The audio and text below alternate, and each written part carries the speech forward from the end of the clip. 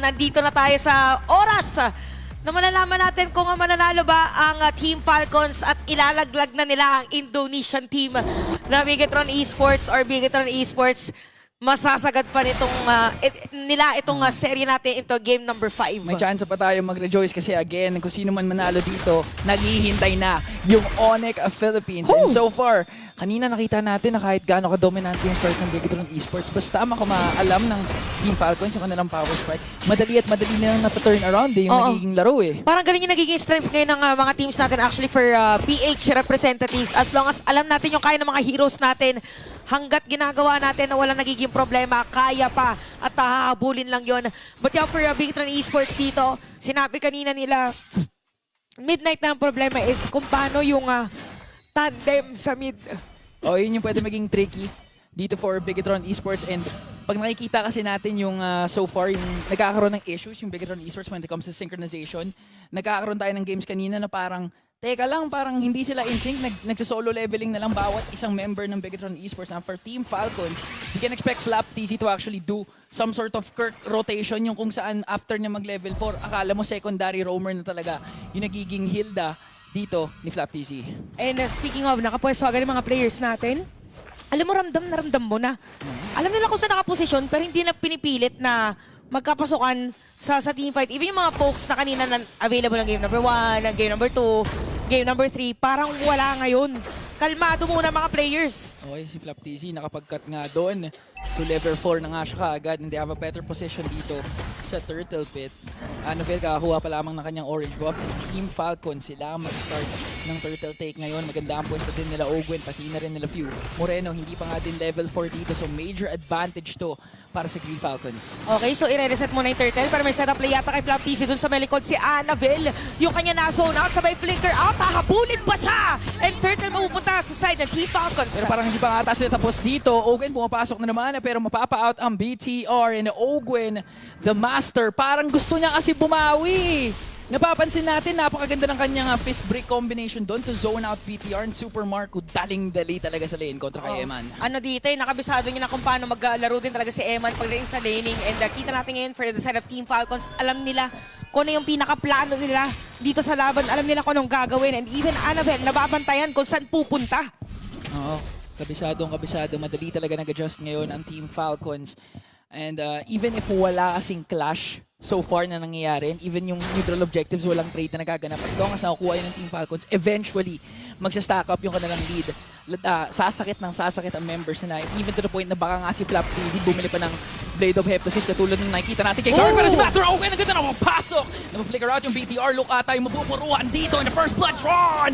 On to Luke! Naku po, pumasok pa si Annabelle! Saan ka pupunta ngayon? Pero sakto naman yung Netherrealm coming in from Few. Pero hinabol ni Owen, nakasapak. Makakapauwi na Shadow Kill para lang. Pero inabahan! Saan ka pupunta? Wala kang mapupuntaan ngayon, Annabelle! Naku, parang medyo napasobra yata Shadow Kill si Annabelle. Akala niya tatama dun kay Ogwen. Pero sumakto pa dun sa may jungle. At ito na nga ginamit na doon sa may ilalim ng tore. Makapatay, Flap TZ. At si Ogwen din nakuha. Okay, that's a good trade coming in from BTR. Medyo nag-overstay talaga doon yung Green Falcons just for the sake of getting that orange buff kasi nga nabigyan nila si Annabelle. So a quick response muli from BTR. And if you're gonna look at the instant replay, ayun yung sinasabi mong nag-uwigi Shadow Kill pero handa kasi si Owen. Literal na tinayuan lang Tsaka yung multo kasi nandun eh. Tsaka naka-ready talaga sila doon. If ever man na pumasok pa siya dun sa mga players ng Bigetron or ng Team Falcons, siya pa nga mabibigyan. So ngayon malinis na play para sa side ng Team Falcons. Bigetron Esports ngayon parang hinahanap pa nila yung groove para dito sa laban. Again, kailangan nila ma-extend yung laban kung gusto nilang tumagal pa dito sa SPS sa Mobile Masters. Pero ngayon na meron ng Turtle at sinisimula yan ng Team Falcons. Pwedeng sumama yung mga Goldeners pero may setup play yata na gagawin. Hindi, poke lang muna ang gagawin. Okay, even nga tong si Flap TZ, sinazone out na nga dito sila. Wala silang pake sa kahit anong ginagawa ni Moreno ngayon at parang hindi pa nga ata sila sa post dahil si Owen na naman nakahuli! Look at me now! Nawala na naman sa mapa and that's a win for Team Falcons. Napakalinis para sa ng Team Falcons. Alam nila kung sinong haharangan. Alam kung saan maglalagay ng pader at kalmado lang si Super Marco dito sa may bottom lane. Mamaya kasama na yan sa team fight. 1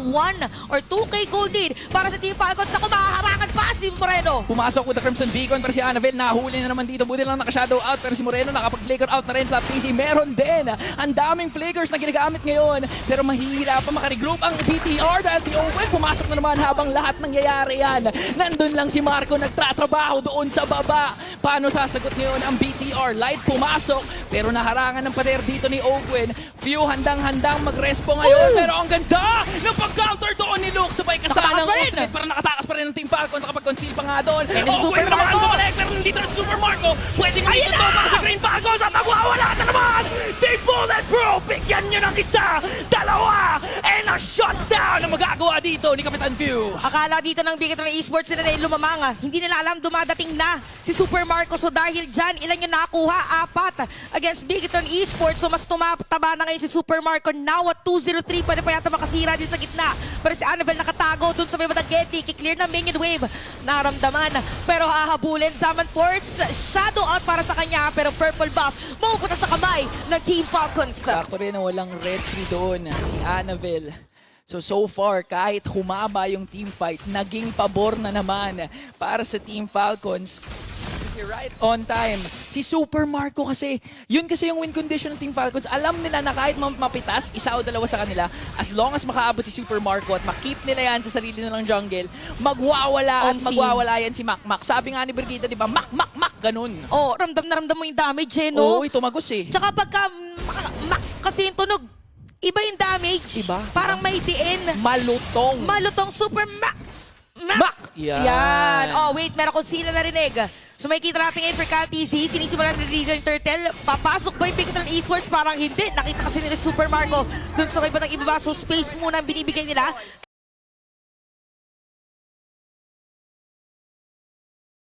Eman para din sa laban pero parang gusto ituloy dito sa may bottom lane. Si Ogwe nakatago doon sa may bush. Si Light may kita nila, may setup by na mag-clear lang. Minion wave ang mga players na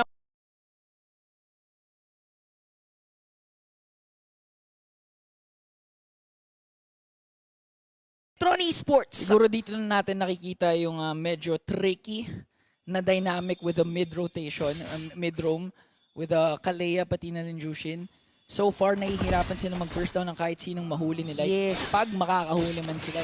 Kasi bawat kanto, bawat sulok, may Falcons na nag-aabang, may makunat na nandun. And not to mention, Annabelle ngayon, nahihirapan, wala siyang shadow.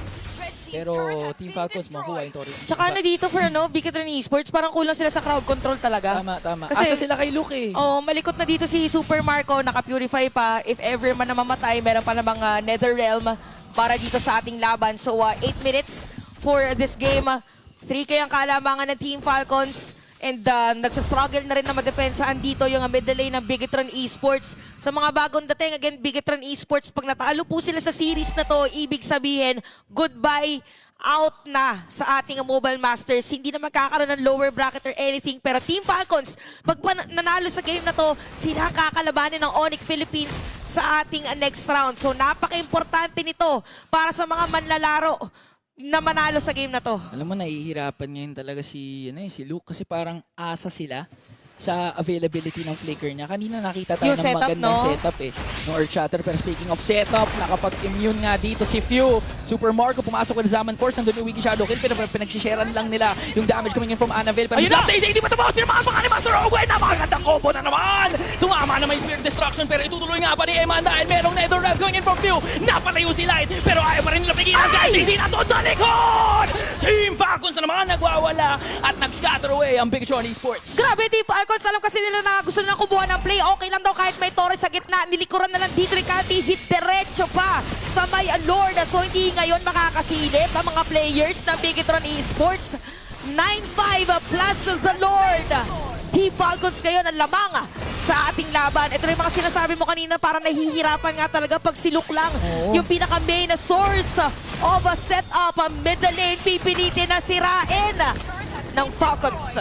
although merong Kalea kasi yung Bigetron Esports, ang pinaka-hate ng Kalea ang makakita ng Purify. Sa Obsin. side ng Team Falcons, apart from green sila lahat, may dalawa silang green na naka-Purify ngayon, which was si Few and si Marco. Tsaka meron pang Netherrealm. Tama. Diba kahit sinong balibagan jutsu dyan, kung meron pa naman Purify tsaka Netherrealm, parang medyo mahirap dito kaya Light na pumili ko sino tatargetin. And ito na naman yung Chop Suey build ni Flap TZ. Parang kompleto na in terms of physical damage, pero next niya i-build or nabuo niya dyan or probably yung kukuhanin niya is yung plate armor. So 9-5 ngayon, ako sa top lane nagkasalubungan! Okay, ginamitan ng Wiki Shadow Kill, pero may Shadow ka nga ba dahil hindi mo matatakasan ng kalakasan ni Kyle TZ. Okay, kita natin ngayon for Team Falcons, parang kalmado lang sila ngayon pero konting katok na lang yata ay pwede sila makasira ng panibagong tore against Bigetron Esports. Sila na ba yung next natutuntong sa ating next round or madedepensaan ba to ng Bigetron Esports? Puputok yung tore doon sa may gitna, even yung bottom lane ay parang puputok na rin. So pwede ipilit anytime pero diretso pa rin disiplina ipapakita dito ng Team Falcons. Oh, one win away na lang kasi at ang laki ng kanilang kalamangan. So far, looking good at 7K gold lead. And nahihirapan talaga yung Bigetron Esports. Kumbaga parang ang dami nilang options na kung paano nila initiate to, either maging defensive or maging offensive. Nakita natin yung offensive style na kung saan si Light pumasok pero nakapag-purify lang si Fuse. Siguro kung may chain crowd control sila, kung si Luke pumasok din with the Earth Shatter, maaagapan pa sana nila yung clash na yun. Kaso pag may isa kasing nakawala si Fuse o si Marco at Wala. hindi mo naagapan, wala na. Ikaw yung parang hahatakin. Lola na may Oo. hatak pa yung Yung Shadow Stampede yung no? Shadow Stampede. So parang inahatak pa niya lalo kay Super Marco. So kung ikaw nga Bigetron Esports, medyo mag-struggle ka na lang at pinakakailangan mong kapitan is all the turrets remaining dito sa game. Pero ito nakakatakot. Divine Glaive para kay Super Makmak. Yung Makmak na nga lang mataas na yung damage. Paano pa ngayon na meron pa nga magic penetration for the item and kahit yung gold graph, kitang-kita that the trajectory of the game is leaning towards Team Falcons. I think this is the highest lead for this series na pumitik ng 7K from games 1 until up to this game. And for Bigetron Esports naman, again, they still have the Moskov that can utilize later on. Pero ang magiging tanong, or ang usual tanong kasi natin dito sa mga teams na may late game composition, aabot ba tayo Sa late game. sa late game? And looking at things now, parang hindi. Kasi kahit Parang anong... hindi din pinapayagan eh. Oo, hindi pinapayagan. Yung tipong gusto na kasi umuwi ng Team Falcons kasi mahilig din yan mag-gym si Flap TZ. Tsaka Oo nga. pag 3-1 kasi yung score, mas makakapag-trash talk din si Flap. Tsaka sino nga yung mukbang Pinoy mo? Ano daw? Si Eman. Sino ba? Si Moreno. Si Moreno pala, sorry. Si Moreno. Nadamay na naman si Eman. Sabi kasi ni Flap TZ, I will mukbang you later. Oo. Oo, sakto naglalaro sila ng mukbang bang Mobile Legends. Mukbang bang. Never mind. yun. Never mind. Pwede Wala yun. Oo. Pero to Lord, sa may bottom lane, dadaan na yung Team Falcons na makakakuha lang nila. So 10-5 ang ating score. Parang mahirap pa sa sa Bigetron Esports. Not unless maging maganda yung Crimson Beacon ni pero masyado siyang viable, susceptible to damage. Oo, tsaka again, the presence of the Netherrealm, may dalawang purifies pa, yung main target sana ng Bigetron Esports. This could be the game-ending push that could push Falcons to the next round. Matinding depensa. Ang kinakailangan sa PDR, pero pumasok na nga dito si Ogwen. Movers ba? Pero si Fuse sabi na walang mamamatay sa pamilyang ito. Papasok na naman ng Team Falcons at disiplina ang kanilang ipapakita. Lord doon sa bandang baba. Kaya ba depensa ang ng BTR? Galtizi pumasok na doon kay Moreno. Dalawang tore ang kanilang nakuha. Okay, halos walang buhay mga players din ng Bigetron Esports pero meron pa Lord sa side ng Team Falcons para pwede diretsuhin. At meron- Namatay yata isa. Wala na. At parang Team Falcons na nga ata ang mag-a-advance. Teka lang, Kyle TZ pumasok doon kay Eman. Apat Sa na naman top lane, ang sa top lane, depensa. Nandun sila sa top lane ngayon. Parang top lane yata ang gusto kuhanin dito naman sa side ng Team Falcons. Kailangan ito madepensahan ng Bigetron Esports. Lahat ng mga pwedeng kapitan, kailangan na ng kapitan. Pero 20 seconds pa bago mabuhay si Annabelle. Conceal. Ito na ba ang inaantay ng Team Falcons? Okay, may consumer na dito kay Well, pumasok na naman si Kyle TZ. Lahat na pinupost nila para lang manalo sa lalong ito. Isa na ang nawala. Nag-tower lang ang Team Falcons. Magpapatuloy ang kanilang